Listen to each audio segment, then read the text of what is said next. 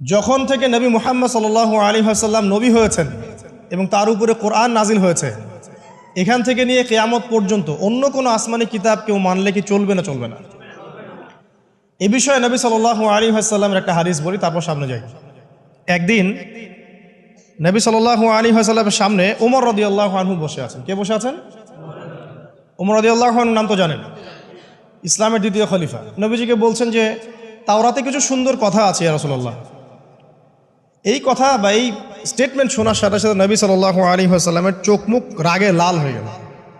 হাদিসটা মিশকাতে আছে। রাগে লাল হয়ে নবী সাল্লাল্লাহু আলাইহি ওয়াসাল্লাম বলছেন যে ইয়া ওমর, হে ওমর, তুমি আমার সামনে তাওরাত পড়ছো?